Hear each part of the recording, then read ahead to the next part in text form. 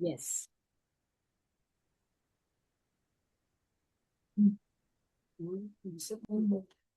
Hello, नमस्कार. मी रजनी साबदे. नमस्कार. महिला ज्योतिर्विद यांनी आयोजित केलेली, महिला ज्योतिर्विद संस्थेने आयोजित केलेली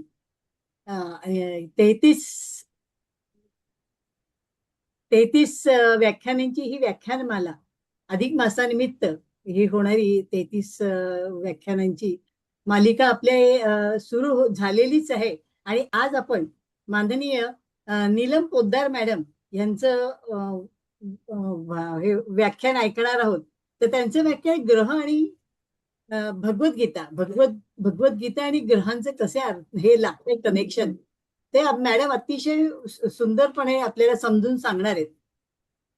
तर ते तर आपण ऐकणारच आहोत आणि त्यांचं मनापासून स्वागत आहे. मी मॅडमचा थोडक्यात परिचय करून देते. मॅडमना बरेच पारितोषिक मिळाले आहेत. अनेक त्यांना त्या अनेक विषयात तज्ज्ञ पण आहेत. त्यांना अभिजित रत्न, नक्षत्र ज्योतिष रत्न, ज्योतिष प्रचारक, भाग्याचे व्यवस्थापन तज्ज्ञ आणि विशेष तज्ज्ञ पण ते आहेत. गेली 25 वर्षे ज्योतिष शास्त्राशी संबंधित अभिजित प्रतिष्ठान मुलुंड या संस्थेमध्ये ज्येष्ठ शिक्षिका, सल्ला आणि मार्गदर्शन या भूमिकेत त्या सक्रिय आहेतच. श्री भालचंद्र ज्योतिष विद्यालय, महिला ज्योतिर्परिषद, पंडित दादासाहेब जकातदार प्रतिष्ठान, बृहन महाराष्ट्र ज्योतिष मंडळ, नक्षत्राचे देणे या मान्यवर संस्थातून त्यांनी बरेच वेळा व्याख्यानं दिलेली आहेत. मंदाश्री पुरस्काराने त्या सन्मानित आहेत. म्हणजे त्यांना फेब्रुवारी 2024 साली 18 मध्ये 18 आहे. हो, 2008 हे 2018 साठी त्यांना मंदाश्री पुरस्काराने सन्मानित झालेले आहेत मॅडम.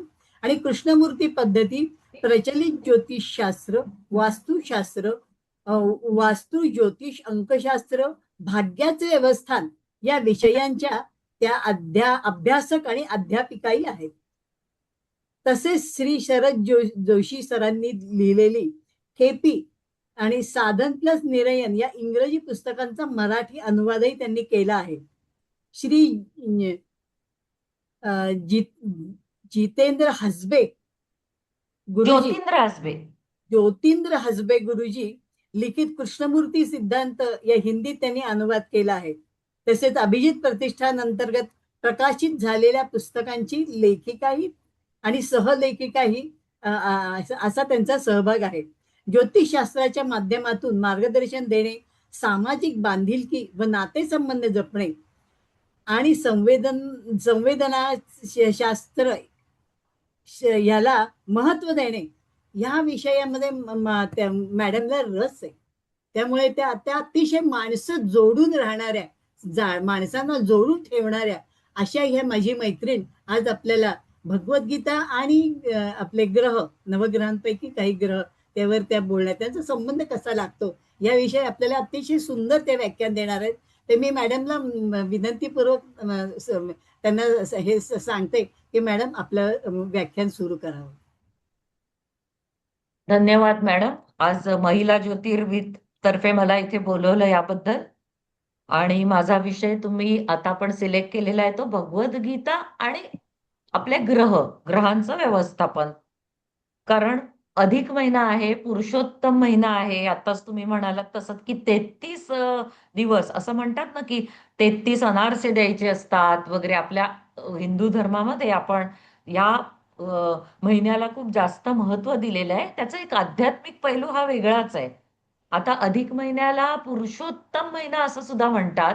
तर पुरुषोत्तम कोण आहेत? दोन पुरुषोत्तम. उत्तम असलेला तो पुरुष, तो पुरुषोत्तम. मग आपल्याला दोन पुरुषोत्तम कोण माहिती आहेत? तर एक आहे मर्यादा पुरुषोत्तम भगवान श्रीराम, आणि दुसरं आहे लीला पुरुषोत्तम म्हणजे श्रीकृष्ण. तर जसं आपण म्हणतो ना, की नवरात्रात देवीचं महत्व जास्त असतं, श्रावण महिन्यात आपण शंकर भगवानची उपासना जास्त करतो, तसं विष्णू आणि कृष्णासाठी हा महिना खूप चांगला म्हटला जातो, अधिक महिना. कारण त्यांनी त्याला एक्सेप्ट केलेलं आहे. जे धोंड्याचा महिना म्हटलेला आहे, कथांमध्ये असं आलंय ना की त्याला डिस्कार्ड केलंय एवढे 33 दिवस. खरं तर तो चांद्रमास, सूर्यमास, हे जे भौगोलिक जी परिस्थिती आहे ती ऍडजस्ट करून आपण ह्या अधिक मास जो आहे तो तिसऱ्या वर्षी येत असतो, ते आपण कॅल्क्युलेट करतो. तर असं असताना आपल्याला डेस्टिनी मॅनेजमेंटच्या माध्यमातून जेव्हा आपण बोलतो, त्यावेळेला आपल्याला ग्रहांबद्दल काय बोलता येतं, आपल्याला कुठे साम्य मिळतं, हे आपल्याला बघायला लागेल. आता गीता काय सांगते? तुम्ही कर्म करा आणि कर्माचा तो भार जो आहे तो त्याच्यावर टाकून द्या. तुम्ही त्याच्या फळाची अपेक्षा करू नका. काय काय जी साधे साधे जे श्लोक आहेत ते बऱ्याच जणांना, सगळ्यांना माहिती आहेत. कर्मण्येवाधिकारस्ते मा फलेषु कदाचन, हे सगळे श्लोक सगळ्यांना माहितीच आहेत. तर गीतेचं जे सांगणं आहे, तर गीतेमध्ये जी आपल्याला काही पात्र मिळतात. आता गीतेमध्ये कोण कोण आहेत आपल्याला बघितलं तर भगवान श्रीकृष्ण आहेत, युधिष्ठिर आहे, अर्जुनाचं तर फार मोठं आहे, परंतप आहे तो. अर्जुनाला वेगवेगळी नावं दिली आहेत. जेव्हा आम्ही इकडच्या पुण्याच्याच त्या ताईंनी जेव्हा आम्हाला शिकवलं, त्यांचं नाव आता मला लक्षात येत नाहीये, जोशी मॅडम होत्या. त्यांनी आम्हाला पूर्णपणे गीतेचं विवेचन म्हणून शिकवलं. त्यावेळेला त्यांनी विचारलं होतं, तुम्हाला गीतेतनं नवीन नवीन काय मिळतं? तर जर बघितलं ना, तर अर्जुनाला वेगवेगळी नाव आहेत. अर्जुन परंतप आहे, अर्जुन गुडाकेश आहे, अर्जुन धनंजय आहे. पराला तो संताप देणारा तो परंतप, जो तपस्वी आहे तो परंतप, ज्याचे केस खूप छान आहेत तो गुडाकेश, ज्याच्याकडे पैसा आणि संपत्ती भरपूर आहे तो धनंजय. त्याला वेगवेगळ्या ह्याच्यातनं बघितलेलं आणि तो कृष्णाचा मुख्य म्हणजे सखा आहे, हे सुद्धा आपण जाणतो. तर आता ही जी पात्र आहेत ना, ती आपल्याला ग्रहांच्या माध्यमातून सुद्धा बघायला मिळतात का, हे आपल्याला लक्षात घ्यायचंय. आता याच्यामध्ये काय आहे, गीतेची पण मजा आहे बघा. किती सगळे श्लोक आहेत ना, त्याच्यात धृतराष्ट्र फक्त एकदाच बोललाय. सुरुवातीचा जो पहिला जो आहे श्लोक, की माझ्या मुलांनी आणि पांडूच्या मुलांनी काय केलं, धर्मक्षेत्रे कुरुक्षेत्रे, हे जो तो बोलतोय तो एकच श्लोक तो बोलतोय. आणि पहिल्या अध्यायामध्ये कुठेही श्रीकृष्ण बोललेले नाहीयेत. श्रीकृष्ण भगवान हे दुसऱ्या अध्यायापासून बोलतायत. आणि पहिला अध्याय, नावं पण किती सुंदर आहेत बघा अध्यायांची. अर्जुन विषाद योग. विषाद म्हणजे काय झालेलं आहे त्याला, त्याला खंत झालेली आहे अर्जुनाला. दुःख, खंत, चिंता. कसली चिंता आहे, तर तो लढतोय आता, पण त्याच्या सगळ्या, तो भावंडांशी लढतोय असं त्याला वाटतंय. म्हणजे पहिल्या अध्यायाचं नाव आहे अर्जुन विषाद योग. तर हे योग सुद्धा त्याच्यामध्ये आपल्याला बघायला मिळतात, की ह्या ग्रहांच्या माध्यमातनं एखादी गोष्ट आपल्याला दिसून येते का, हे आपण बघू शकतो. आणि अधिक महिन्यामध्ये महत्व कोणत्या अध्यायाचं आहे गीतेमध्ये, तर ते स्पेसिफिकली सांगितलेलं आहे, की 15वा अध्याय जो आहे गीतेचा, ऊर्ध्वमूल अधःशकम, तो बहुतेकदा सोमय्या कॉलेजमध्ये माझा भाऊ जेव्हा शिकत होता, तेव्हा त्या सोमय्या कॉलेजमध्ये त्यांच्या तो या सिलेबसमध्ये होता हा योग. पूर्वी असे घ्यायचे. आता तर शाळेमध्ये, मी संस्कृत घेतलं नव्हतं, पण शाळेमध्ये ते पुन्हा पूर्वी शिकवायचे. तर तो जो आहे तो पुरुषोत्तम योग आहे. आणि पुरुषोत्तम योग आहे म्हणून 15वा अध्यायाचं जास्त महत्व आहे. तर आत्ताही कोणी जर वाचला नसेल, तर उरलेले जे दिवस आहेत तर 15वा अध्याय त्यांनी जरूर वाचायचा आहे. 15वा अध्याय. किंवा असं सांगितलं जातं, की अधिक महिन्याचे शेवटचे 5 दिवस असतात, ते शेवटचे 5 दिवस हे पंचव्रत, पंचरात्र व्रत जसं असतं तसं 5 दिवस हे खूप महत्वाचे असतात. तर आता आपण ग्रहांकडे जाऊया. बघा आता काय होणार आहे, आपल्याला जे ग्रह आपल्याशी बोलतात, आपण त्यांचं व्यवस्थापन करणार. म्हणजे काय करतो आपण व्यवस्थापन ग्रहांचं, तर त्या ग्रहाला समजून घेतो. त्या ग्रहाला अतिरिक्त जर असेल तो ग्रह एखाद्या कुंडलीमध्ये, आपल्याला कुंडली बोलावी लागेल, आता कुंडली बघावी लागेल. तो ग्रह अतिरिक्त असेल तर आपल्याला त्याला कमी करायची मात्रा द्यायची आहे डेस्टिनी मॅनेजर या भूमिकेतनं. आणि जर तो कमी असेल तर तो जास्त करायचा आहे. म्हणजे तो ग्रह कसा वागतो हे बघायसाठी आपल्याला कुंडली बघितली पाहिजे. आता आपण एरवी तर कृष्णमूर्ती पद्धती हा माझा खूप आवडता लाडका विषय आहे. परंतु आपल्याला ठोकळा कुंडलीवरनं पण, स्थूल तर्कावरनं सुद्धा खूपशा गोष्टी मांडता येतात. आणि विद्यार्थी तिथेच गफलत करतात, की नाही शिकत जायचं शिकत जायचं. परंतु तुम्हाला आधी काय केलं पाहिजे, राशी, ग्रह, भाव, भावात ग्रह, राशीत ग्रह आणि योग, इतकं जेव्हा तुम्हाला येतं मग तुम्ही पुढे पंचांगाकडे जाता. तर हे ज्या गोष्टी जर आल्या तर तुम्हाला कुंडली व्यवस्थित बघता येते. आता आपण जेव्हा ग्रहांचा विचार करतो की नाही, तर पहिल्यांदा आपण म्हटलं की अर्जुन विषाद योग. या अर्जुनाला विषाद कसला झालाय? की माझ्या समोर जी आहेत माणसं, कुरुक्षेत्रावर मी लढतोय आणि माझ्या समोर जी माणसं आहेत ती कोण आहेत? ती सगळी जण माझे भाऊ बंध आहेत. आणि मी आता त्यांच्याशी कसा लढू? मग काय हा अर्जुन पराक्रमी नव्हता का? अर्जुन तर खूप मोठा पराक्रमी होता. मग अचानक त्याला असं काय झालंय? त्याला विषाद काय झालाय? तर मला तो पहिल्या अध्यायातला 29वा श्लोक जो आहे तो मला फार आवडतो. जो काय म्हणतोय अर्जुन, सीदंती मम गात्राणी मुखेच परिशुष्यती. माझं तोंड सुकलेलं आहे, माझी गात्र कशी झाली तर त्या ढिली पडली आहेत, मला टेन्शन येत आहे. वेपतुच्चे शरीरे मे रोम हर्षच्च जायते. मला काय होतंय की मी कंप झालेला आहे माझ्या अंगाला. का कंप झालाय? तर मी सगळ्यांना माझ्या समोर बघतो आहे, म्हणजे मी आत्मसमर्पण आता करतोय, मला यांच्याशी लढायचं नाही. एक तर श्लोकामध्ये त्यांनी सांगितलंय, भुंजीय भोगान रुधिर प्रदिग्धान. नाही, मला काही करायचं नाहीये, मी भोग भोगेन, पण माझ्या जी माणसं माझी आहेत त्यांच्याशी मला लढायचं नाही. मग आता आपण कोणत्या ग्रहाशी याचं साधर्म्य लावू शकतो? तर तो आहे केतू. आत्मसमर्पण हा केतू करणारा ग्रह आहे. केतूचं जे आपण म्हणतो की केतू हा छायाग्रह आहे. छायाग्रह जो केतू आहे तो म्हणजे काय? सापाची शेपूट. तोंडामध्ये विष असतं सापाच्या, ज्याला आपण राहू म्हणतो.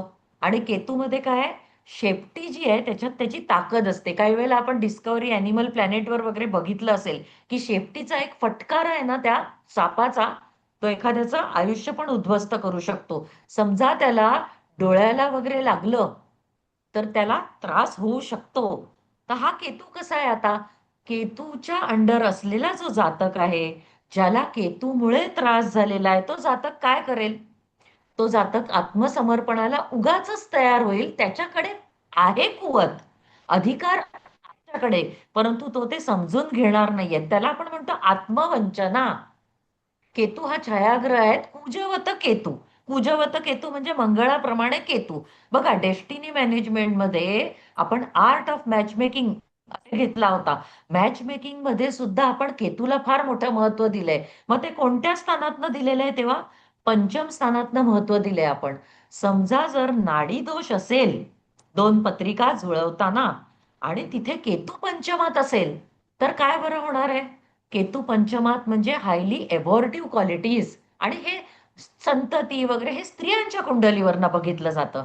म्हणजे स्त्रीच्या कुंडलीमध्ये केतू मंगळ युती पंचमात असेल तर ती सुद्धा घातकी ठरणार आहे. तो अभावाचा कारक आहे. तो काय करतोय? नकार भाव आहे. केतू सगळं काढून टाकतो. जसं आपण म्हणतो ना वैधृती योग. वैधृती योगाची शांती करावी लागते. तुमच्याकडे तो काही ठेवत नाही. मग स्त्रीच्या कुंडलीत असेल तर तिला अबॉर्टिव्ह क्वालिटीज असतात त्या. तसंच पंचमातला केतू आहे. तर केतू कसा आहे? केतू हा नकार भाव निर्माण करणारा आहे. केतूच्या अंडर असलेला जातक आहे. तो उगाचच एखाद्या परिस्थितीला स्वतःला शरण जायला भाग पाडतो. तो आपलं आत्मसमर्पण करून टाकतो. त्याच्यामध्ये कुवत असताना सुद्धा तो काय करतो? तर सेकंडरी भूमिका घेतो. त्याला असं वाटतं की ह्या सगळ्या गोष्टींसाठी हा सृष्टीचा निर्माता जो जबाबदार आहे, आणि मी कोणत्याही प्रकाराने इथे आनंद उपभोग घ्यायला मी आलेलो नाही. एरवी आपण म्हणतो ना केतू हा मोक्षाचा कारक. अरे कसला कर्माचा मोक्ष? संसारी माणसाला आधी मोक्ष हवाय का? कोणी हे ज्योतिषाला विचारायला जाईल का की मला मोक्ष कधी मिळणार आहे? मोक्ष ही पुढची पायरी झाली, जसे आपण सगळे आश्रम म्हणतो तसे. तर हा केतू म्हणजे काय आहे? तर एक कोळ्याचं जाळं आहे, मकडी का जाल. तुम्ही पाहिलं असेल की कोळ्याचं मोठं जाळं जर असेल आणि तिथे एखादा कीटक बसला ना, तर तो कीटक काय करतो? त्या कोळ्याच्या जाळ्याला चिकटपणा असतो आणि तो कीटक काय करतो? आपले पाय मारायला लागतो. जसा एक पाय मारला तर त्याचा दुसरा पाय तिकडे अडकतो. तसंच केतूचं काय आहे? मनात येणारे इरिलिव्हंट विचार, त्याला निर्माण होणाऱ्या ज्या भावना, नकार वृत्तीमध्ये तो सतत सतत अडकत राहतो, हा केतू. मग आता कुंडलीमध्ये आपण केतू बघून त्याला डेस्टिनी मॅनेजमेंट सोल्युशन आपल्याला काय देता येईल? तर आता भावात्मक आपण बघूया नको. आता आपल्याला हे माहितीये, ज्योतिषशास्त्राचे सगळे इथे मोठे मोठे दिग्गज आहेत. आता सगळ्यांना माहितीये की पापग्रह किंवा छायाग्रह हे कोणत्या भावामध्ये चांगले असतात? तृतीय भाव, षष्ठ भाव आणि लाभस्थान तिथे असावं. पण याचा अर्थ ते काहीतरी निगेटिव्ह करत नाहीत असं नाहीये. आता तृतीयात केतू असेल तर तो पराक्रमी, पराक्रमी आहे, परंतु त्याला कानाचा त्रास होऊ शकेल ना. एखाद्याला कानाला होल असू शकेल, कारण तृतीय स्थान कानाचा पडदा दाखवतं. षष्ठ स्थानात जर केतू असेल तर त्याच्या समोर त्याचे शत्रू उभे राहणार नाहीत. अभाव कसला करेल? शत्रूंचा करेल. पण रॉंग रिपोर्ट्स त्याचे येऊ शकतात की नाही? त्याचे रॉंग रिपोर्ट्स येऊ शकतील, कारण षष्ठ स्थान हे काय आपण म्हणतो, रोगस्थान आहे. तसंच लाभस्थानामधला जो केतू आहे तिथे अभाव, कदाचित त्याला फ्रेंड सर्कल चांगलं सिलेक्टेड मिळणार नाही, हे होऊ शकतं. पण बाकीच्या गोष्टींमध्ये ते चांगले आहेत ना, तिथे त्याची दशा आली तर लाभस्थान ऑपरेट होईल. तसं या केतूला आपण जज करताना कसं बघायचंय, तर केतूचं आक्रमण कोणत्या तत्वातून होतं हे आपल्याला बघायचंय. आता आक्रमण कोणत्या तत्वातून होतं म्हणजे कोणाच्याही कुंडलीमध्ये केतू आयदर अग्नी, पृथ्वी, वायू किंवा जल या 4 तत्वांमध्ये असेल. अग्नी तत्वाच्या राशी मेष, सिंह, धनु, पृथ्वी तत्व राशी वृषभ, कन्या, मकर, मिथुन, तुळा, कुंभ, वायू तत्व आणि कर्क, वृश्चिक, मीन जलतत्व. मग अशा वेळेला काय होतं, आपल्याला हे बघावं लागतं की केतू कोणत्या राशीमध्ये आहे, म्हणजे कोणत्या तत्वात आहे, मग तो कसा वागेल. आता अग्नी तत्वामध्ये जेव्हा केतू असतो एखाद्याचा, भाव कोणताही असू दे इथे, मग अष्टम स्थान आणि व्ययस्थान हे आपण नेहमी निगेटिव्ह म्हटलेलं आहे. जर एखाद्या कुंडलीमध्ये केतू जर अग्नितत्वाच्या राशीमध्ये असेल तर आपण काय म्हणू की अग्नितत्वामधनं त्याला आक्रमण झालंय. अग्नितत्व म्हणजे काय? महत्वाकांक्षांचं व्यवस्थापन. एक मेष म्हणजे चर महत्वाकांक्षा आहेत. डेस्टिनी मॅनेजमेंट मध्ये आपण म्हणतो स्थिर महत्वाकांक्षा म्हणजे त्या सिंहच्या आहेत, आणि बदलणाऱ्या ज्या महत्वाकांक्षा आहेत त्या धनुच्या आहेत. पण महत्वाकांक्षा ही महत्वाची तिकडे. मग केतू जर या महत्वाकांक्षी एखाद्या तुमच्या त्या तत्वामध्ये असेल, अग्नितत्वामध्ये असेल, तर तो काय करतो? समर्पणाला जास्त महत्व देतो. जसा हा अर्जुन आहे, लढायला तो उभा राहिलेला आहे, त्याला त्याच्या अंगामध्ये सगळ्या प्रकारची कुवत आहे, परंतु तो लढत नाहीये. तो घाबरलाय आता की मला आत्मसमर्पण करायचंय. शृंगार भावना तर दूरच राहिली त्याच्यासाठी. त्याला बलिदान करायचंय, मी समर्पण करणार आहे. आपण म्हणतो ना, एखाद्या नेत्याला ना दुसरा सगळा सरेंडर होतो. दुसऱ्या व्यक्ती हा सरेंडर होऊन जातात, स्वतःचं काही मत ठेवत नाहीत. म्हणजे बलिदान, आत्मसमर्पण ह्या गोष्टीला अग्नितत्वातला जर केतू असेल तर तो जास्त बळी पडतो. मग नॉर्मल याच्यात काय होईल सांगा? आता आपण तर काही योद्धे नाही आहोत, आपल्याला संसारात युद्ध करायचंय सगळं. मग अशा वेळेला काय होणार आहे? कुजवत केतू असं आपण म्हटलं तर समजा एखाद्या प्रॉपर्टीचा प्रश्न आला आणि 4 भावंड आहेत. आता खरं म्हणजे समान वाटणी सगळ्यांसाठी व्हायला पाहिजे, पण त्यातला अग्नितत्वात ज्याचा केतू आहे ते भावंड काय म्हणेल? जाऊ दे, मी सोडून देतो ही प्रॉपर्टी. असू शकतं असं एखादा व्यक्ती करू शकतो. त्याचं कारण काय? समर्पणाला अतिशयोक्तीने तो सामोरा जातो. तो केतू मग नॉर्मल ह्याच्यामध्ये तो बलिदान देतो. त्याला त्याच्याकडे अधिकार प्राप्तीची जाणीव आहे, अधिकार प्राप्तीला तो योग्य आहे, तरी सुद्धा ती अधिकार प्राप्ती तो घेत नाही आणि समर्पण करतो. तो अग्नितत्वातला केतू. मग त्याला आपल्याला हे सांगावं लागतं, हा तुझा अधिकार आहे आणि हा तू मिळवायचा आहे. हे त्याला काउन्सिलिंग आहे. तू तिकडे स्वतः सरेंडर करू नको, हे सांगणं आपलं काम आहे. आता अग्नितत्वानंतर पृथ्वी तत्व. पृथ्वी तत्वाला आपण काय म्हटलेलं आहे? पृथ्वी तत्व हे परिश्रम आणि मेहनत आहे. म्हणजे याचा अर्थ असा आहे का की या केतूनी फक्त मेहनतच केली पाहिजे? पण इथे हा प्रकार होतो. वृषभ, कन्या आणि मकर या पृथ्वी तत्वाच्या राशी आहेत. स्थिर पृथ्वी तत्व, नंतर चर पृथ्वी तत्व, द्विस्वभाव पृथ्वी तत्व. पृथ्वी तत्वाला मेहनत कळते. आता मेहनत जी आहे ती काय या केतूनी फक्त मेहनतच करायची आहे का? ज्यांच्या कुंडलीमध्ये पृथ्वी तत्वामध्ये केतू असतो ती माणसं काय करतात? मेहनतीला खूप जास्त महत्व देतात. की मी फक्त काम करायला निर्माण झालेलो आहे, मला आनंद उपभोगायचा नाही. आपण डेस्टिनी मॅनेजमेंट मध्ये म्हणतो की धनसंचयाचं जे व्यवस्थापन आहे तर तो केतू देतो. धन कशासाठी कमवतो माणूस? स्वतःसाठी तर कमवतो की नाही, त्याचा आनंद घेतला पाहिजे. आणि आनंद हा स्वतःला घेता सुद्धा आला पाहिजे. कसा घेता आला पाहिजे? आपण सकाळी जर एकदा चहाचा कप आपण तोंडाला लावला, वाफाळलेला चहा असेल तर किती छान वाटतं. चहा चहा उकळताना आपल्याला छान सुगंध येतो. कधी कधी फुलांचा सुगंध आपल्याला आवडतो. म्हणजे ज्या वेळेला आपल्याला आनंद घ्यायचा असतो ना, तेव्हा त्या आनंदाची बीजं जी आहेत, ती आपण स्वतः तिकडे रोवायची असतात. आणि पृथ्वी तत्वातल्या केतूला नेमकं हेच जमत नाही. सौंदर्य दृष्टी त्याच्याकडे अभावानी असते किंवा नसते. आणि तो काय समजतो, गधा गुलाम म्हणतात ना. तर पृथ्वी तत्वात जर केतू असेल तर त्याला हे सांगावं लागेल की तू आता पूर्णपणे सौंदर्यापासून तू हरकत घेतलेली आहेस, तर तसं न वागता परिश्रम तर तू कर, त्याच्याने तुला धन पण मिळणार आहे. परंतु ते धन स्वतःसाठी तू वापरलं पाहिजेस. ते धन वापरलं पाहिजे, आनंद घेतला पाहिजे, तुला जीवनाकडे बघायचा तुझा दृष्टिकोन बदलला पाहिजे. हे सांगताना कुठे आपण बघायला लागेल, तर पृथ्वी तत्वातनं केतूचं होणारं आक्रमण. आता केतू नंतर तिसरा आपला कुठला येतोय, अग्नी पृथ्वी वायू तत्व. वायू तत्व म्हणजे मिथुन तुळा कुंभ, प्रदर्शन तंत्र, आनंद उपभोगाचं व्यवस्थापन, दुसऱ्यांसाठी अट्रॅक्शन. तिथे काय आहे, संवेदना आहे, सहानुभूती आहे, तिकडे संवाद आहे, मिथुनेमध्ये कम्युनिकेशन आहे. सप्तम स्थानात येणारी तुळा आहे, तिथे अट्रॅक्शन आहे. आणि कुंभेमध्ये माहितीचं तंत्रज्ञान आहे. आता इथे काय होतं, जर वायू तत्वामध्ये जर केतू असेल तर त्याला एक उपमा दिलेली आहे, कस्तुरी मृग. कस्तुरी मृगाची काय आहे कथा, कस्तुरी मृगाला त्याच्या अमुक अमुक एक कुठल्या तरी एखाद्या सीझन मध्ये त्याच्या नाभीमध्ये कस्तुरी तयार होते. आणि तो वेडा होतो, त्याला कळतच नाही कस्तुरीचा वास कुठून येतोय, सुगंध येतोय कुठून, आणि तो पळत सुटतो. तशी काहीची स्थिती ज्यांच्या कुंडलीमध्ये वायू तत्वात केतू असतो त्यांची होते. त्यांच्याकडे सगळे गुण आहेत, त्यांच्याकडे प्रदर्शन भाव मात्र कमी आहे. त्यांना स्वतःला कसं दुसऱ्यांपुढे रिप्रेझेंट करायचं तेच कळत नाही. मग अशी माणसं काय करणार आहेत, अशी माणसं इतरांची मदत घेतात, उगाचच मदत घेतात, उगाचच दुय्यम भूमिका स्वीकारतात. आणि ही दुय्यम भूमिका स्वीकारल्यामुळे त्यांना वैफल्य येतं.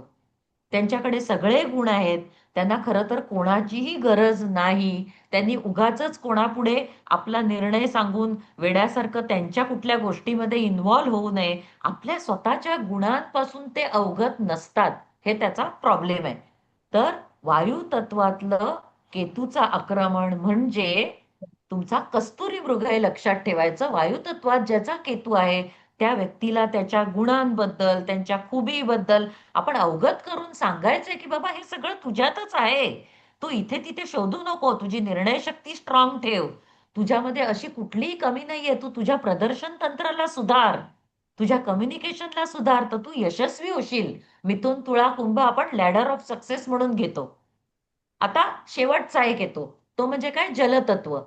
ज्याच्या जलतत्वात केतू असतो ती माणसं लगेच सरेंडर होतात कोणत्या याला. आता एक नवीन आपल्याला केस माहितीये, कोणती केस आहे ती, अशोक खरात ही केस. बाबा बुवा यांच्या नादी जी लागणारी माणसं आहेत ना, कारण काय, भयगंड निद्रा तत्व जे आहे, आपण ज्याला म्हणतो निद्रा, अग्नी पृथ्वी वायू जल, याच्यामध्ये जलतत्व हे निद्रेशी साधर्म्य दाखवणार आहे.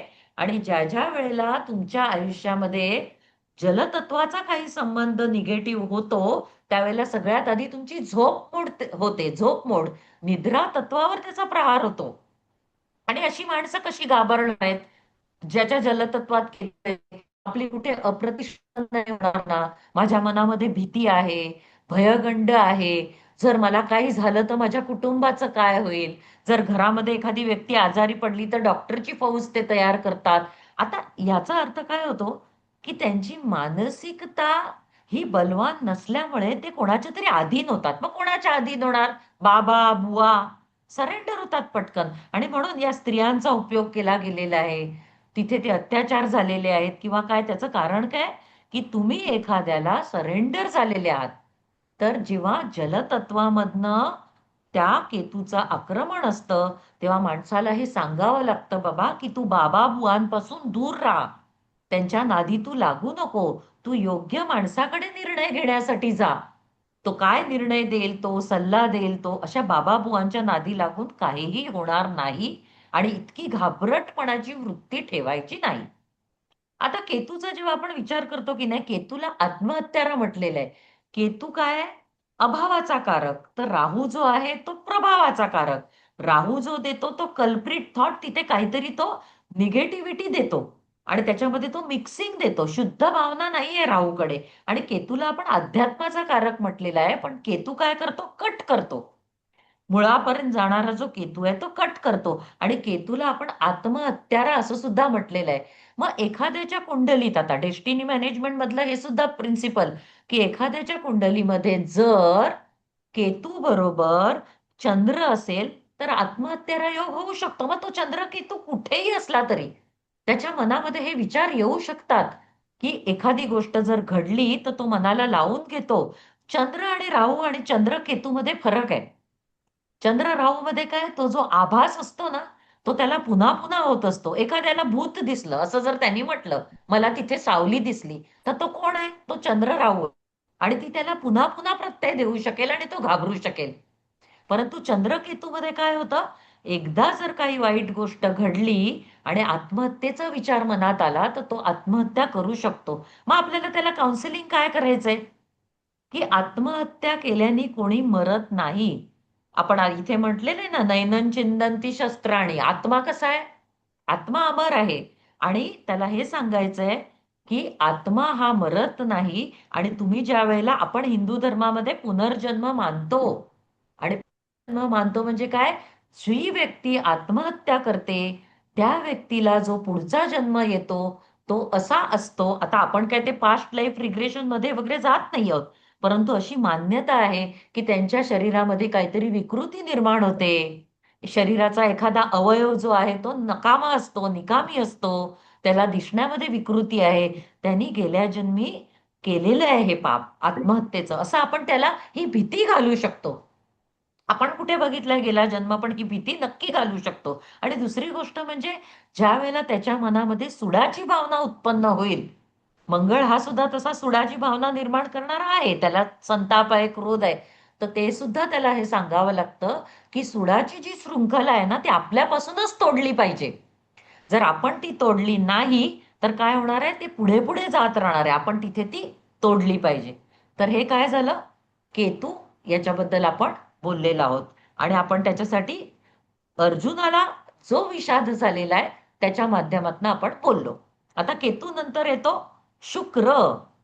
आपण जर विषोत्तरी सिद्धांताप्रमाणे गेलो तर केतू नंतर शुक्र येतो. आता शुक्र म्हणजे काय, मोह माया. शुक्र म्हणजे मोह माया. मोह माया ह्याच्यामध्ये महाभारतात प्रत्यक्ष मोह माया सगळ्यात जास्त कोणाला होती? धृतराष्ट्राला होती की नाही सगळ्यात जास्त मोह माया. बघा त्याच्या अंगामध्ये ना, महर्षी व्यासांनी त्याला एक वर दिला होता, की त्याला 1000 हत्तीचं, शेकडो हत्तीचं बळ आहे त्याच्या अंगामध्ये. म्हणजे जर त्यांनी कोणाला मिठी मारली तर त्या व्यक्तीच्या हाडाचे सगळे तुकडे होऊन जातील, इतकी त्याला जे दिलेली जी शक्ती आहे. म्हणून श्रीकृष्ण भगवान कशी नेहमी शिष्टाई करतात. ज्या वेळेला त्याला उद्वेग झालेला आहे, आता त्या धृतराष्ट्राला राग आलेला आहे, पांडवांना मी कधी एकदा भेटतो आणि माझं आता हे दुःख आहे वगैरे, तर त्यावेळेला भीमासाठी पुतळा तयार करून त्यांच्या समोर ठेवलेला आहे. कृष्ण भगवान काय म्हणतात भीमाला, तू डायरेक्ट भेटायला जाऊ नको हा धृतराष्ट्राला, काय करायचंय तिथे, पुतळा ठेवायचा आहे. पुतळा ठेवल्याने काय होणार आहे, आता आणि ही कथा आपल्याला माहितीये की भीमाचा पुतळा तिथे समोर ठेवलेला आहे. आणि ज्या वेळेला धृतराष्ट्र, संताप आहे त्याच्या मनामध्ये, मांडी कोणी फोडली, भीमाने फोडली. द्रौपदीला लढायला कोणी सांगितलं, आपण मांडी दाखवली होती, ती मांडी फोडायचा पण भीमाने घेतला होता. तर आता धृतराष्ट्राला त्या भीमाबद्दल इतका संताप आहे, त्याची मोहमाया कुठे गेलेली आहे, मत्सराकडे बदललेली आहे. आणि तो मिठी मारतो त्या पुतळ्याला आणि त्या पुतळ्याचे कडाकड आवाज होऊन तो पुतळा तुटतो. परंतु कोण वाचतोय, तर भीम वाचतोय. मग असा हा जो आहे धृतराष्ट्र, तो धृतराष्ट्र त्याचा एकच आपण बघितलेला आहे इथे. एक आहे तो काय आहे, तो श्लोक मी वाचते, की धर्मक्षेत्रे कुरुक्षेत्रे समवेता युयुत्सवा मामका पांडवश्चैव किम कुर्वत संजय. आता तो विचारतोय, मग संजयाला विचारतोय ना, की माझे आणि पांडूचे पुत्र तिथे काय करतायत, त्याला सगळं फार क्युरिओसिटी आहे. एक तर त्याच्यामध्ये प्रचंड मोहमाया आहे. तर हा जो शुक्र जो आहे मोहमायेचा कारक, त्या शुक्राला आपल्याला कसं जज करावं लागेल, शुक्र हा पंचतत्वाचा आहे. पंचतत्वाचा शुक्र जो आहे तो कुंडलीमध्ये एखाद्याच्या अतिरिक्त होतो किंवा तो कमी होतो. दोन बाजूंनी तो शुक्र आपल्याला बघावा लागतो डेस्टिनी मॅनेजमेंटमध्ये. आता शुक्राला ना पंचतत्वाचं जेव्हा म्हटलेलं आहे आपण, तेव्हा रस, गंध, स्पर्श या सगळ्या माध्यमातून आपल्याला तो सुख देतो. आपल्याला सुगंध आला, एखाद्या फुलाचा सुगंध आला, अत्तराचा सुगंध आला, तरी आपण सुखावतो. खाताना आपल्याला काय वाटतं? गोडधोड पदार्थ खाल्ला, चमचमीत पदार्थ खाल्ला, आपली जिव्हा सुखी होते. निसर्गरम्य एखादं चित्र आपण पाहिलं तर आपले दृष्टी सुखावते. मऊ मऊ शय्येवर आपण बसलो तर आपल्याला काय होणार आहे? आपलं शरीर सुखावतं, स्पर्श सुखावतो. कानांनी जर आपण संगीत ऐकलं तर आपले कान सुखावतात. म्हणजे ह्याला ना आपण पेन किलर आणि प्लेजर शेअरिंग डिव्हाइस असं आपण शुक्राला म्हटलेलं आहे. हा पेन किलर आहे शुक्र. हा मोहमाया पण आहे. हा आपल्याला वेगळ्या फंदात पाडणारा सुद्धा शुक्र आहे. आणि हा शुक्र तीन तऱ्हेने आपल्याला उपयोगात येतो. एक तर तो भूतकाळाच्या ज्या जाणीवा आहेत, त्या भूतकाळाच्या जाणीवा आपल्याला, ज्या चांगल्या स्मृती आहेत त्या आपल्याला तो दाखवतो, म्हणून आपल्याला तो आवडतो. भविष्य काळातली काय दाखवतो तो? भविष्य काळातली तो शुक्र जो आहे, तो शुक्र आपल्याला स्वप्न दाखवतो आणि त्या स्वप्नात आपण जगतो. आणि आता काय असतं, वर्तमान काळातला जो आनंद आहे तो सुद्धा आपण शुक्राच्या माध्यमातून घेतो. मग आता शुक्र बघताना शुक्र अतिरिक्त झालाय की शुक्र कमी झालाय, जातकाशी बोलताना पण आपल्याला ते लक्षात येतं.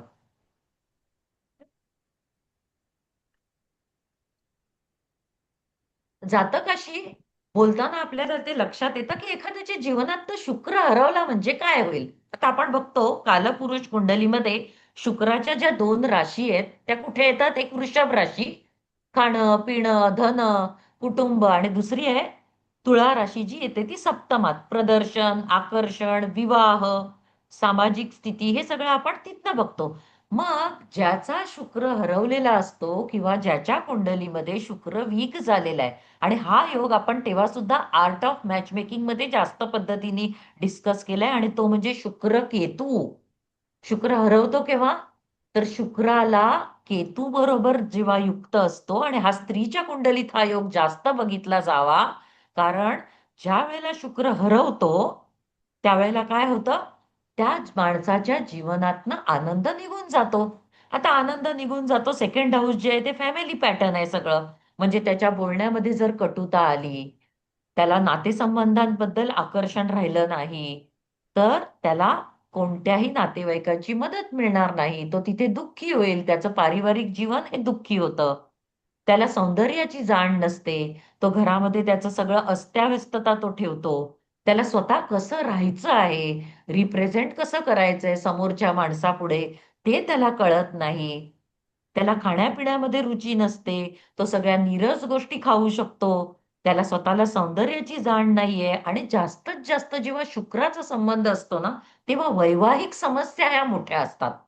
तुम्हाला जेव्हा लग्न तुम्ही जोडीदाराशी करता तेव्हा एकटा जोडीदार, त्याच्याशीच तुमचं लग्न झालेलं नाहीये, तर तुमचं लग्न हे त्याच्या घरातल्या प्रत्येकाशी झालेलं आहे.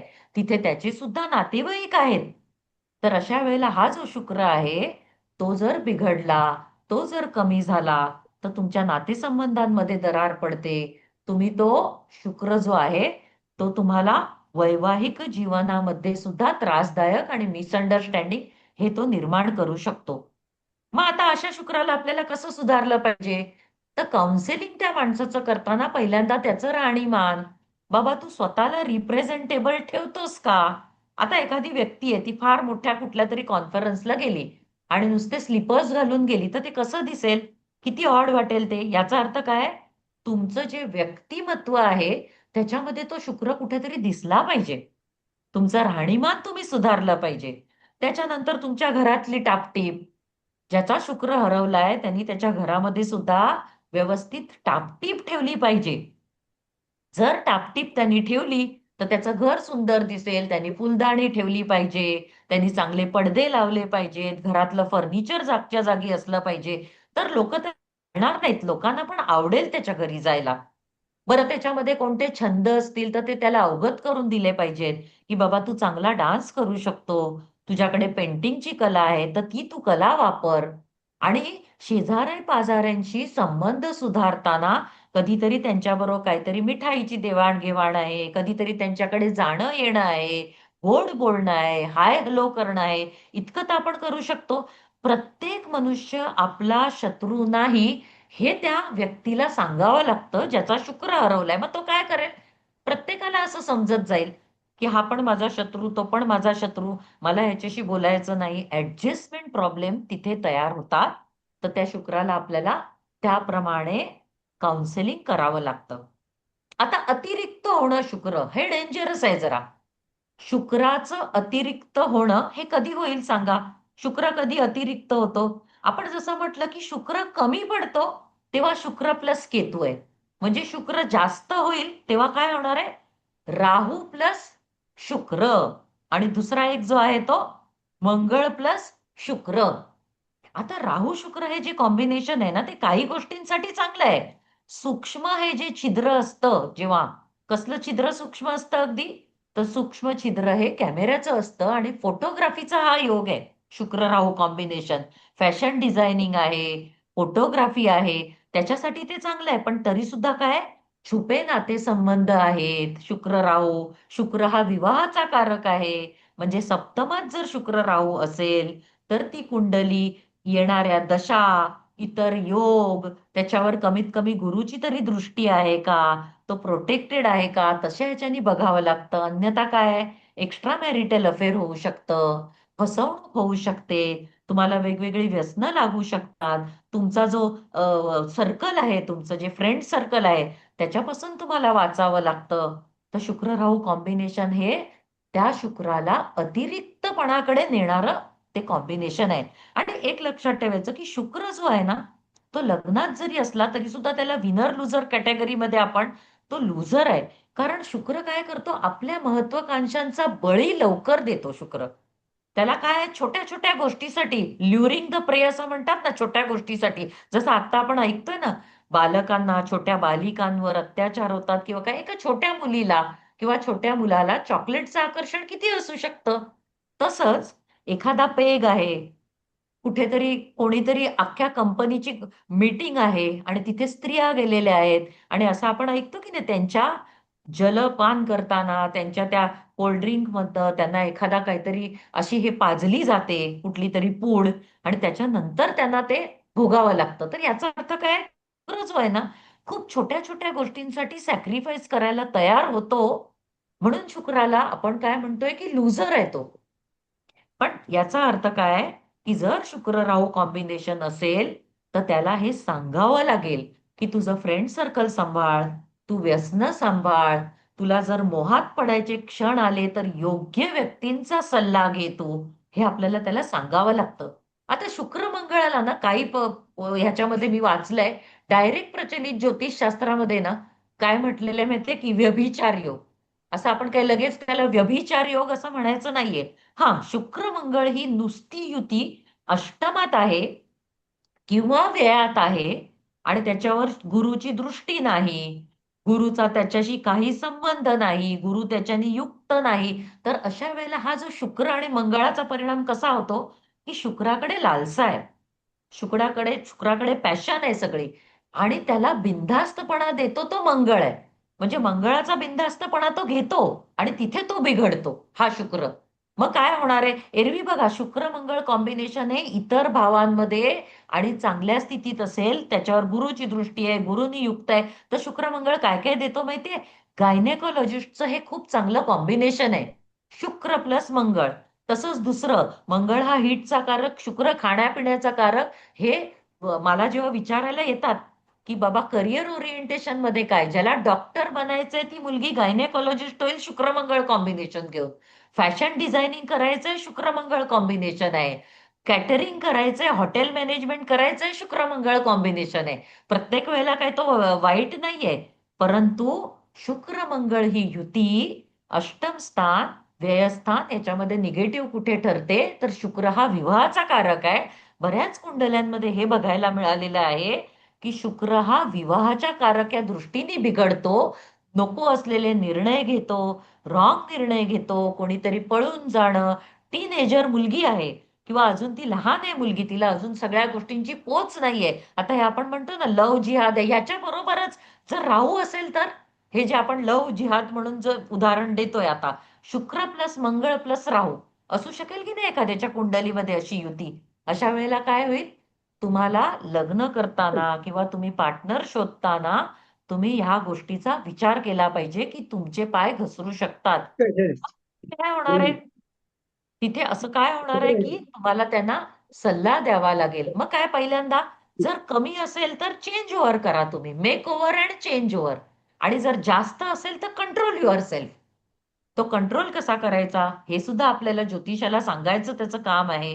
आणि काउन्सिलिंग करणं ही सगळ्या बाबतीत अतिशय चांगली गोष्ट असते नेहमी. तर असा काय झाला हा शुक्र झाला. आता केतू, शुक्र आणि त्याच्यानंतर येतो रवी. रवीच्यासाठी आपण कोणता हे घेतलाय ते मी सांगते तुम्हाला. सृजन करणारा सृष्टीचा निर्माता आहे तो रवी आहे.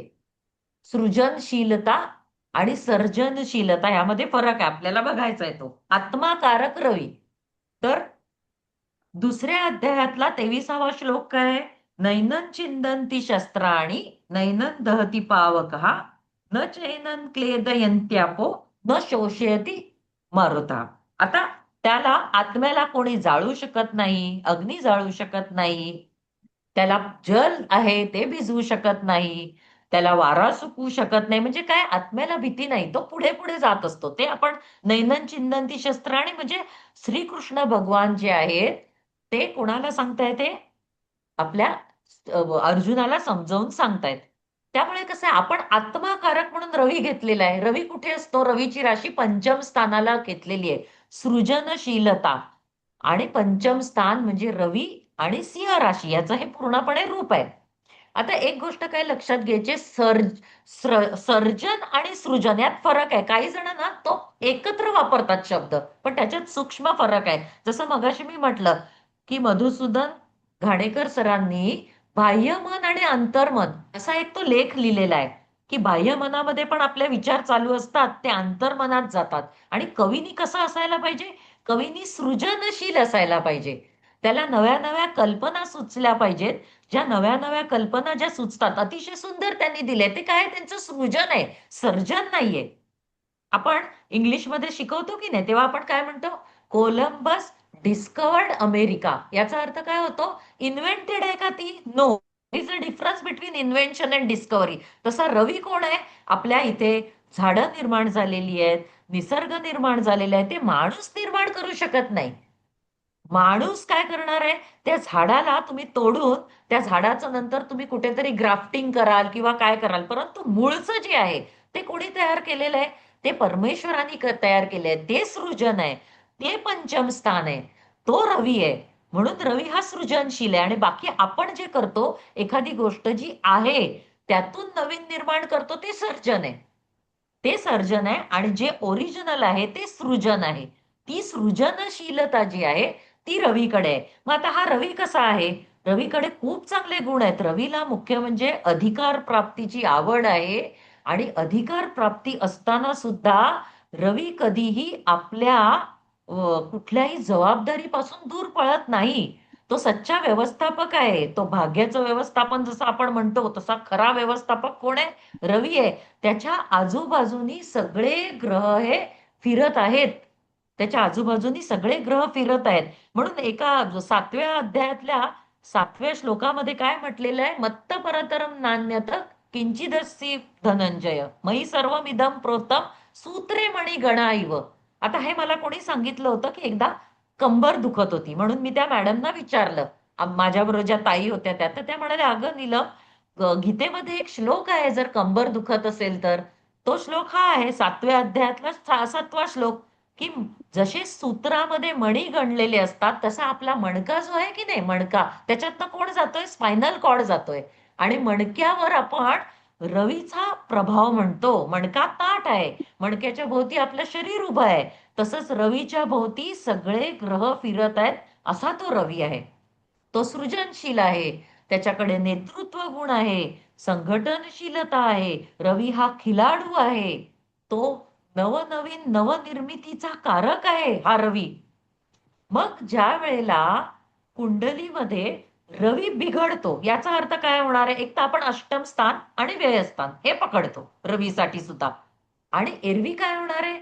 रवीला ज्या वेळेला एखाद्या व्यक्तीला आपल्या वरिष्ठांशी जमवून घेताना प्रॉब्लेम होतो. रवी म्हणजे वरिष्ठ. आपण घरात जसं म्हणतो ना, सगळ्यात वरिष्ठ म्हणजे आपले वडील, वडिलांनंतर आपला मोठा भाऊ. तर रवीचे प्रश्न कसे निर्माण होतात? तर ज्या व्यक्तीला वरिष्ठांशी जमत नाहीये, पिता पुत्रांचा तिथे संबंध बिघडलेला आहे, किंवा त्याला अधिकार प्राप्तीची हौस आहे, किंवा त्याला जाणीव आहे, परंतु त्याला हवं तसं ते मिळत नाहीये, त्याची जेव्हा बघावं तेव्हा अप्रतिष्ठा होते, तो सतत सतत अपमानाला सामोरा जातोय, त्याला पाठीचे विकार आहेत, कण्याचे विकार आहेत, हाडाचे विकार आहेत, नेत्र विकार आहेत, अशा व्यक्तीला काय आपण म्हणू शकतो? त्याचा रवी बिघडलाय. साधं तो आपल्याला येऊन कंप्लेन करेल तरी आपल्याला कळेल ना काउन्सिलिंग मध्ये, अच्छा असं आहे का? मग आता रवीच्या काउन्सिलिंग मध्ये काय बघायचंय माहितीये आपण?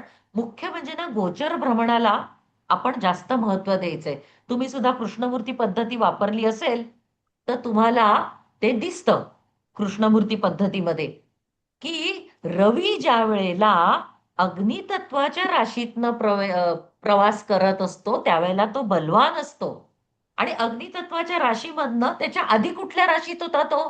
त्याच्या आधी तो जलतत्वाच्या राशीत होता. तुम्ही हे पण वाचलं असेल ना, नक्षत्र गंडांत आणि राशी गंडांत. अग्नितत्वामध्ये जलतत्वातनं अग्नितत्वामध्ये जेव्हा जातात तेव्हा काय होतं? त्याचं बॅकग्राऊंड बदलतंय है ना एखाद्या ग्रहाचं. तेव्हा आपण असं म्हणतो, पंचांगात सुद्धा दिलेलं आहे, राशी गंडांत, नक्षत्र गंडांत. आता मेष रवी, सिंह रवी आणि धनु रवी यामध्ये काय करणार आहे? तो रवी जो आहे, मेषेचा रवी कसा आहे? अग्नितत्व, चर रवी, चर अग्नितत्व, मंगळाचं अग्नितत्व. त्याच्याकडे धाडस आहे खूप. एखाद्याला राजीनामा द्यायचा आहे, त्याच्या वरिष्ठाशी बोलायचंय, पण तो आतापर्यंत घाबरतोय, कारण इतके दिवस मीनेत होता रवी. मीन रवी काय करणार आहे? मीन रवी हा श्रद्धावान रवी आहे, तो वीक रवी आहे. तो जास्तीत जास्त इतरांचा विचार करेल, त्याच्या महत्वाकांक्षांना तो बाजूला ठेवेल. जाऊ दे, त्याचं चांगलं होतंय ना. अरे त्याचं चांगलं होतंय ते केतूसारखं नका ना तुम्ही करू. तुझं पण कल्याण तुला करायचंय ना. पण मेषेत ती स्थिती बदलणार आहे 14 एप्रिल. आपण म्हणतो ना 14 एप्रिल कॉम्बिनेशन घेतो आपण. आपल्याला रवीचं भ्रमण बघतो आपण तेव्हा आपण कसं करतो? 14-15 जानेवारी मकर संक्रांत याच्यापासून आपण मोजायला सुरुवात करतो. विद्यार्थ्यांना आपण शिकवतो तेव्हा सोपी पद्धत ती आहे. जानेवारी महिन्यामध्ये तो रवी मकरेत प्रवेश करतो. तसा मेषेमधला जो एप्रिल मधला रवी आहे त्यावेळेला तो रवी उपयोगात आणायचा आहे. त्यावेळेला तुम्ही धाडस दाखवायचंय. एखाद्या गोष्टीत पिता पुत्र संघर्ष जरी असेल तरी सुद्धा ते बोलून दाखवायचं. हे कधी करायचंय? तुमच्या कुंडलीमध्ये मेषेत रवी जाईल तेव्हा. हा, परत एक कंडिशन आहे हा. आपण कृष्णमूर्ती पद्धतीचा सुद्धा आता उल्लेख केला. समजा तुमची राशी मेष राशी अष्टमात वगैरे गेली असेल ना, तर ती तुम्हाला उपयोगी येणार नाही. म्हणजे काय होतं, कधी कधी ते सुद्धा तारतम्य तुम्हाला बघावं लागतं. पण इन जनरल मेषेच्या रवीला महत्वाकांक्षा आहेत. तो चर रवी आहे आणि तो तुम्हाला उपयुक्त ठरणार आहे. तसा सिंह रवी जो आहे तो कसा आहे? राजकारणी रवी आहे. तो स्थिर महत्वाकांक्षा बाळगणार आहे. आतापर्यंत त्याला डिप्लोमॅसी माहित नव्हती. कर्केत होता तो रवी. कर्केचा रवी कसा आहे? श्रद्धावान रवी आहे, चिंतनाचा कारक तो रवी आहे. त्याला इतरांच्या भावुकतेची जास्त कल्पना आहे. मग असा भावुक राहून रवी चालणार नाहीये. तर त्यांनी कसं आहे? तो जेव्हा सिंहेमध्ये जाईल त्यावेळेला त्या रवीला वेगळी धार प्राप्त होईल. म्हणजे दुसरा उपयोग कधी करून घ्यायचा आहे तुम्ही रवीचा? डेस्टिनी मॅनेजमेंटमध्ये तुम्हाला एखादं मोठं कार्य करायचं असेल, तुमच्या महत्वाकांक्षांना आकार द्यायचा असेल, तर तो रवी जेव्हा सिंहेत जाईल त्यावेळेला तो तुम्हाला उपयुक्त ठरू शकतो. म्हणजे असं असतं, आता आम्ही वास्तुशास्त्र करतो त्यावेळेला सुद्धा असं बघितलेलं आहे की वृषभ लग्नाला द्वितीयात मिथुन, तृतीयात कर्क आणि चतुर्थात रवीची राशी येते. रवीच्या राशीत जेव्हा रवी जाईल ना त्याच वेळेला तुम्हाला वास्तू मिळतात. आपोआप होतं हे गोचर प्रमाण. आणि हे दरवर्षीच आहे, म्हणजे तुमची दशा असो किंवा नसो. आता आपल्याला 3 लेवलनी आपण कुंडली बघतो. तुमच्या कुंडलीत योग आहे का, तुमची ती दशा आलेली आहे का, आणि नंतर गोचर भ्रमण आहे का. अशा पद्धतीने आपण, तो विषय वेगळा आहे की तुम्ही प्रेडिक्शन कसं करता. पण तरी सुद्धा गोचर भ्रमण हे असं भ्रमण आहे, तुमच्या महिन्यातनं एकदा तरी अष्टमातनं चंद्र जाणार आहे. त्यावेळेला व्यक्तीला जर तिथेच जर राहू बसला असेल तर महिन्याचा तो 1.5 दिवस, 2.5 दिवस, 2 दिवस त्याला टेन्शन येऊ शकतं. हो, येऊ शकणार आहे. त्यांनी मोठं कार्य टाळायचंय. कोणकोणत्या पुस्तकात तर मी असं पण वाचलंय की ज्या दिवशी तुमच्या अष्टमातनं चंद्र जात असेल ना, त्या दिवशी तुम्ही रीडिंग प्रेडिक्शनला माणसांना बोलवू पण नका. सरळ सुट्टी देऊन टाका, कारण तुम्ही चुकण्याचा संभव आहे. काही बाबतीत ते बरोबर पण आहे. आता पण एखादा डॉक्टर असेल बिचारा, त्यांनी जर असं केलं आणि ऑपरेशन जर आलं तर तो काय करणार आहे? मग इथे परत गीतेतलं उदाहरण आपल्याला, की कर्म जे आहे ते आधी करा तुम्ही, मग बाकीचं सगळं श्रीकृष्ण भगवान बघून घेतील. तर गोचर भ्रमणाला महत्व द्यायचे. सिंहेतला रवी जो आहे तो सुद्धा तुम्हाला उपयुक्त ठरू शकतो. आणि त्याच्यानंतर येतो धनु रवी. धनु रवी कसा आहे? धनु हा गुरुच्या राशीतला रवी आहे. मोठ्या योजना आहेत, दूरवरच्या योजना आहेत, त्याच्याकडे काही संकल्प आहेत, त्याच्याकडे काही काही वेगळ्या पद्धतीच्या ज्या योजना असतील त्या राबवण्यासाठी तुम्हाला धनु रवी हा उपयुक्त ठरणार आहे. आधी तो कुठे होता? वृश्चिकेमध्ये होता. आता वृश्चिक रवीला ना निगेटिव्ह खूप मानलं जातं, कारण वृश्चिकेचे जे काही आहेत, सार्कॅस्टिक नेचर आहे, सुडाची भावना आहे, किंवा एखाद्या गोष्टीमध्ये अहंकार आहे, मी माझं सोडणं ते नाहीये त्याच्याकडे, हे सगळ्या ज्या गोष्टी आहेत ना ते वृश्चिकेकडे होतं. म्हणजे वृश्चिक रवीच्या वेळेला जर तुम्ही एखादी गोष्टीचा फायदा घ्यायला गेलात तर तो कदाचित होणार नाही. मग तो कधी होईल? वृश्चिक रवीमध्ये न होता तो तुम्हाला धनु रवीमध्ये तुम्ही मोठे प्रकल्प राबवू शकता. तुम्ही एखाद्याशी कम्युनिकेट करू शकता. गुरुतुल्य एखादी गोष्ट, एखादी व्यक्ती तुमच्या आयुष्यामध्ये तुम्हाला मदत करू शकते. म्हणजे आपण काय बघितलं?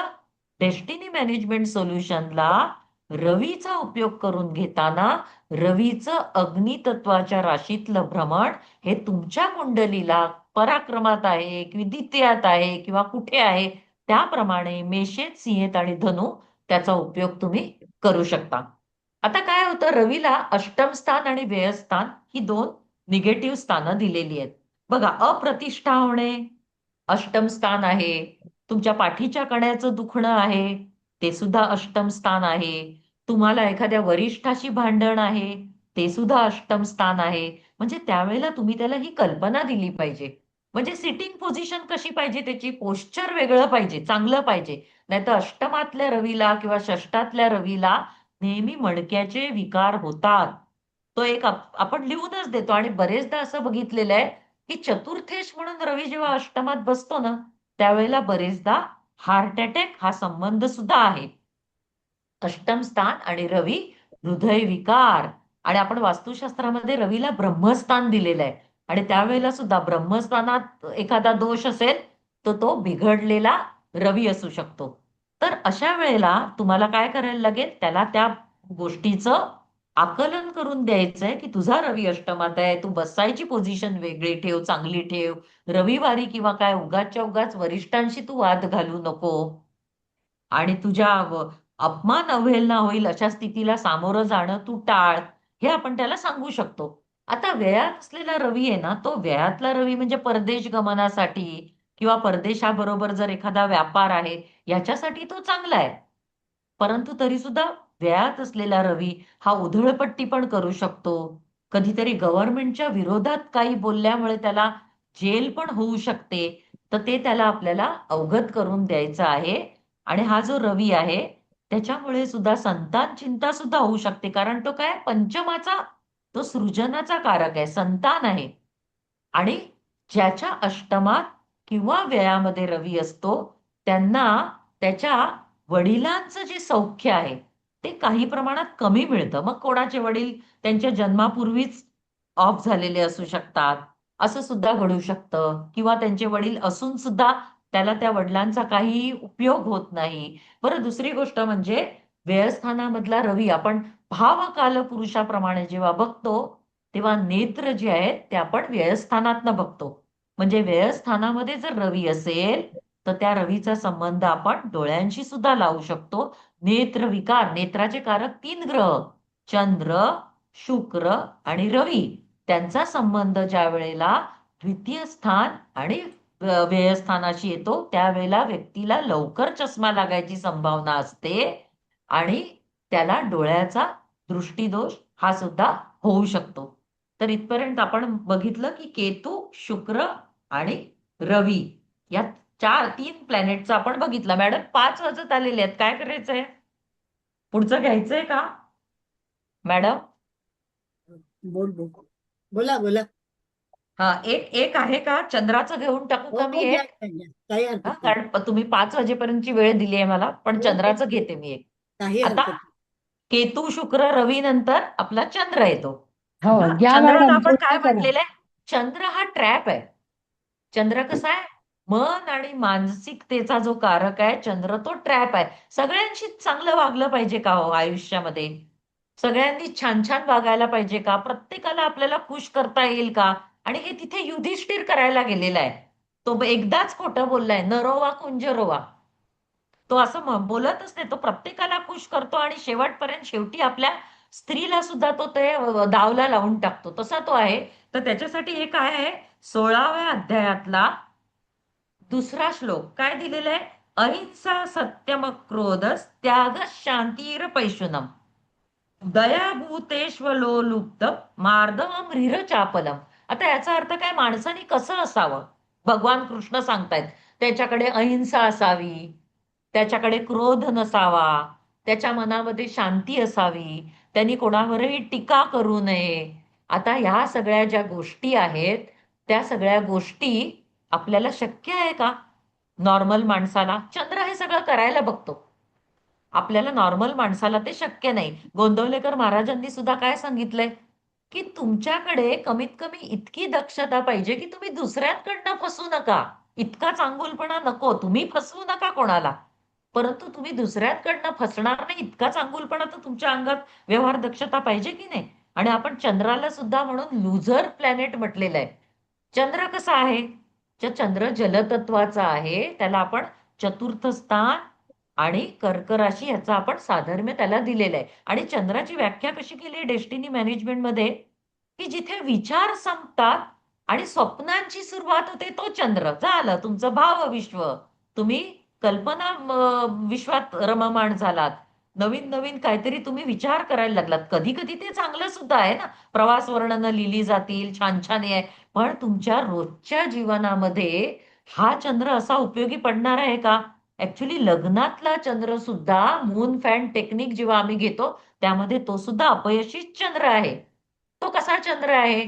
तर तो चंद्र स्वतःच्या कोशात असतो, त्याला कुटुंबाबद्दल खूप जास्त आत्मीयता आणि भीती आहे. तो असहाय्य समजू शकतो स्वतःला. म्हणून चलित प्रश्न कुंडलीमध्ये आम्ही म्हणतो की ज्या वेळेला लग्नामध्ये चंद्र असेल ना प्रश्न कुंडलीत, त्यावेळेला जर त्या व्यक्तीला दुसऱ्या कोणीतरी काही सांगितलं की आता ऑपरेशन करून टाका बरं, हे आम्ही पुस्तकात घेतलेलं उदाहरण आहे. की एखादा डॉक्टर धावत बाहेर येतो आणि त्याची बायको आता बाळंतपणाला गेलेली आहे, नाही नाही तुम्ही ऑपरेशन करून टाका, आता दुसरा ओपिनियन नको. तर तो पटकन तयार होतो. त्याचं कारण काय? तो बळी पडतोय तिथे. हा चंद्र वीक चंद्र झालेला आहे. त्याला जगाचा जो दृष्टिकोन आहे, स्पर्धात्मक दृष्टी आहे, वस्तुस्थिती आहे, त्याला सामोरं जाता येत नाही. म्हणून ज्या व्यक्तीच्या लग्नात चंद्र असेल त्याला वस्तुस्थितीला सामोरं जायला आपण सांगितलं पाहिजे. आणि त्याला या सगळ्या गोष्टीत हे म्हटलं पाहिजे की तू निर्णय घेताना किंवा एखाद्या गोष्टीचा सल्ला घेताना तू प्रॉपर माणसाकडनं सल्ला घे, हे आपल्याला त्याला सांगावं लागतं. आणि आता चंद्र म्हणजे माता, आणि माता म्हणजे काय? तर आपल्याला संस्कार देणारी पहिली माता असते. संस्कार म्हणजे काय? मुख्य म्हणजे, तर संस्कार म्हणजे तुम्ही चांगलं वागावं, कसं वागू नये, कसं वागावं, हे जी शिकवण आहे ना, त्याला आपण संस्कार म्हणतो. आणि ते आपल्याला मातेकडून मिळतं. आणि आपण म्हटलं की चंद्र हा जलतत्वाचा आहे. जलतत्व हे निद्रेशी संबंधित आहे. म्हणून कुंडलीमध्ये 8व्या घरातला चंद्र, 12व्या घरातला चंद्र, त्यातल्या त्यात 12व्या घरातला चंद्र हा नेहमी तुम्हाला कसले विकार देतो? तो निद्रानाशाचे विकार देतो. कारण इररिलिव्हंट थॉट्स आहेत तुमच्या मनामध्ये. असहाय्य चंद्र आहे हा. स्वतःला इतका तो निगेटिव्ह समजतो. आता हा चंद्र जो आहे ना, तो तुम्हाला कशा पार्श्वभूमीवर चेक करावा लागेल? तर लग्न कोणतं आहे हे बघून तो चंद्र तुम्हाला चेक करावा लागतो, व्ययातला चंद्र. आता जर तुम्ही कर्क लग्न घेतलं, तर तो व्ययात गेलेला चंद्र कुठे जाणार आहे? मिथुन राशीमध्ये जाणार आहे. बरोबर आहे? तर कर्क लग्न म्हणजे तुमचा देह कसा आहे? कर्काप्रमाणे तुमचा देह आहे, चंद्राप्रमाणे. आणि तुमचं मन कसं आहे? बुधाप्रमाणे मिथुनेत गेलाय तो चंद्र. म्हणजे मन आणि बुद्धी यांचा संघर्ष तिथे आला. आता हेच जर तुम्ही धनु लग्न घेतलं आणि तुम्ही चंद्र व्ययात घेतला तर तो कुठे जाणार आहे? धनु लग्नाचा चंद्र व्ययात जाताना तो वृश्चिकेत जाणार आहे. त्याचा देह काय सांगतोय? नीतिमत्ता आहे, त्याच्याकडे धनु आहे, ते गुरु आहे तो. त्याच्याकडे काय आहे? मोठे विचार आहेत. वैचारिक भूमिका त्याची वेगळी आहे. आणि तिथे बरोबर चंद्र कसा त्याला तिकडे देणार आहे? तो वृश्चिकेचा झालेला आहे. म्हणजे ही वागणूक आहे ना, हे त्या जातकाला तुम्हाला सांगावं लागतं. आता मिथुन लग्नाला जो चंद्र जो आहे तो त्याची राशी कुठे येणार आहे? कर्क राशी द्वितीयात येणार आहे. आणि द्वितीयेतला चंद्र जर व्ययात गेला तर याचा अर्थ काय? द्वितीयेश व्ययात. मग मिथुन लग्नाला प्रश्न कसा येईल त्या चंद्रामुळे? एकतर कौटुंबिक जबाबदारी, आर्थिक जबाबदाऱ्या, कुटुंबासाठी त्याला मानसिक कुठेतरी उद्वेग होत राहणार आहे.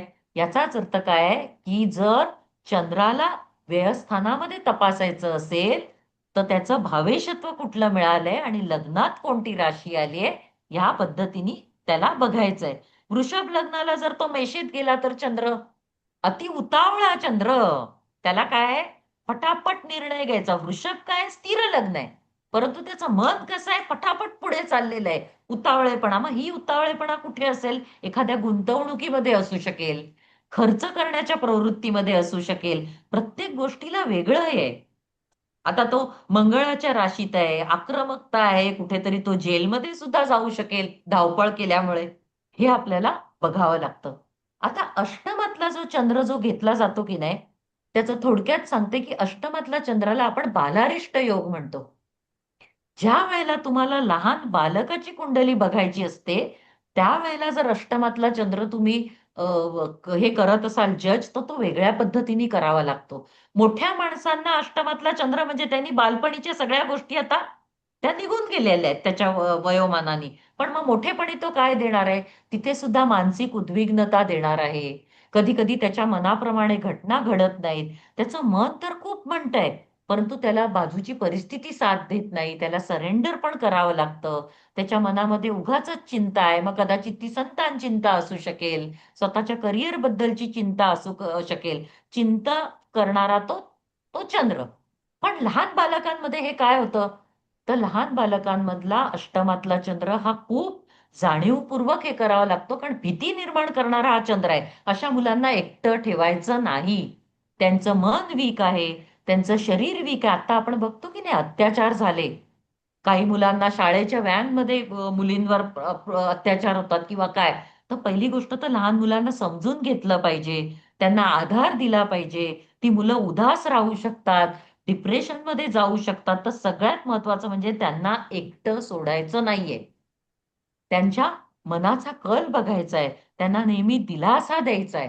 हे आधी करायचंय आपण. बरं, दुसरी गोष्ट होते म्हणजे आजकाल वॉटर पिकनिक, शाळांमधनं पिकनिकला पाठवतात आणि अशा वेळेला तिथे अपघात सुद्धा होऊ शकतात. आता ते लहान मूल, हा बालारिष्ट योग जो आहे ना, तो अष्टम आठवा वय, 8 वर्षापर्यंत हे लागू पडणं आहे हे.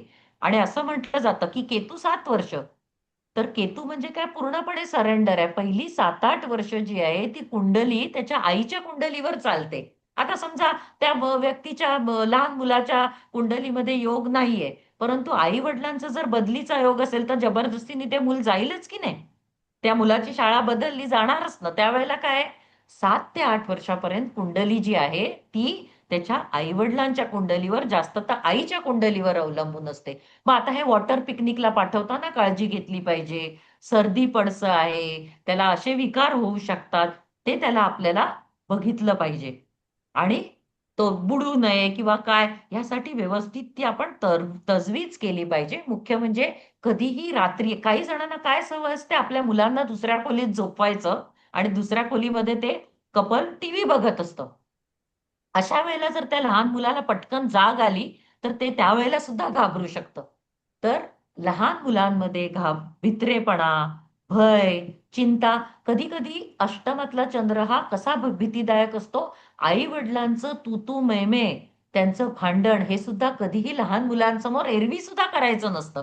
पण त्यांच्यात जर काही डिस्प्यूट असतील तर अष्टमात चंद्र ज्या व्यक्तीचा आहे त्या व्यक्तीला ते जास्त त्रासदायक असतं, तो बालक असताना.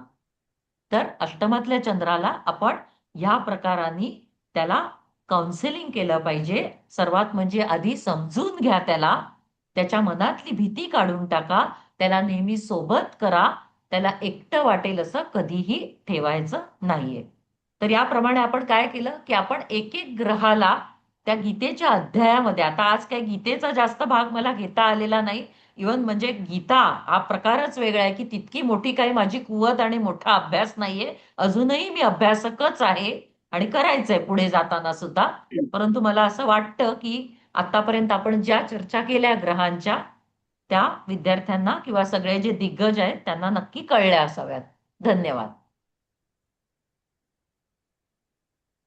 अनम्यूट करा मॅडम, तुम्ही म्यूट आहात. मॅडम अप्रतिम, अगदी छान. नेहमीप्रमाणे तुम्ही अतिशय सुंदर आणि सोप्या भाषेत सांगितलं. अगदी प्रत्येक ग्रह परत सगळ्यांची तत्व आणि हे फारच सुरेख. आणि ते कसे वापरायचे, त्याचे उपाय काय आहेत आणि ते कशा पद्धतीने आपण आपल्या आयुष्यामध्ये वापरू शकतो, हे इतकं नेटक्या आणि छान शब्दात सांगितलं तुम्ही. फारच सुंदर. शेवटचा चंद्र तर एकदम कॅची होता. प्रासादिक झालं, प्रासादिक व्याख्यान. प्रासादिक. कवी आणि लेखक सगळे तुम्ही आहात हो, आम्ही तर टीचर आहोत फक्त. ते छान झालं, अप्रतिम, व्यवस्थित. रजनी मॅडम तुम्ही म्यूट आहे, म्यूट. रजनी मॅडम म्यूट आहात तुम्ही, अनम्यूट करा. हॅलो ऐकून घ्या. हा, हॅलो. हा, म्हणजे मुख्य म्हणजे ज्योतिष आणि गीता ह्याचा समन्वय इतका सुंदर साधलाय ना, ते फार कौतुकास्पद आहे मॅडम. ते मला अतिशय आवडलं. एकदम अनोखा प्रयोग आहे, माझ्या मते अनोखा प्रयोग आहे. ते एक एक श्लोक जो आहे ना त्याला कुठे कुठे ते चपखल बसतं. जसं मला पहिल्या अध्यायातला तो जो अर्जुनाला विषाद झालाय तो 29वा जो श्लोक आहे ना तो अतिशय आवडला. की हा, हा, हा. संसारी माणसाची स्थिती सुद्धा तशीच आहे, नॉर्मल नॉर्मल गोष्टींना सुद्धा तो घाबरतो. आणि ह्याच्या हा. पुढे जाताना भगवान श्रीकृष्ण त्यांना काय सांगतात ते आपल्याला बघायचंय. बघायला गेलं तर फारच पूर्णपणे सुंदर. ही अख्खी गीताच एक तुम्हाला काही देते. आणि अधिक महिन्याचं हे महत्व जास्त आहे, म्हणून हो आपण हो हो. आध्यात्मिक मार्गाने आपण तिथे चाललेलो आहोत. छान छान. तर ते कृष्ण भगवान आपल्यावर कृपा करणार आहेत. तेच म्हणजे आमचा अधिक मास अगदी फलद्रूप झाल्यासारखा झालाय. छान झालं, छान झालं. खूप छान, खूप गीतेशी छान. इतक्या जवळचा त्यांनी जोडला संबंध की तो आयुष्यामध्ये आपला खरोखरच विणल्यासारखं वाटलं. मॅडम तुम्ही आलात आणि आमच्या इथे गाधिक मासात पुरुषोत्तमाची गीता आणि ज्योतिष्य याचा समन्वय साधला. त्याच्याबरोबर महिला ज्योतिर्विद आपल्याशी अध्यक्ष शतशः आभारी आहेत. धन्यवाद मॅडम, धन्यवाद. धन्यवाद. तुम्ही मला बोलवलं याबद्दल तुमचे अरे पण बोलवलं म्हणजे आभार काय. आहेत. तुम्हाला नेहमी बोलवायलाच आम्हाला आवडतं हो, मॅडम. अगदी बरोबर. हे कालचे आता मंडळी यायचंय ना, आम्ही 7 तारखेला यायचंय ना पुण्याला, हो हो हो हो. जोशी मॅडम. तेव्हा आपली भेट होईलच. निश्चितच चला निश्चित. थांबूया मग आता. ओके, हो, थांबूया थांबूया. Thank you, okay thank you. भेटूया भेटूया परत. भेटूया. Okay okay. थँक्यू. थँक्यू.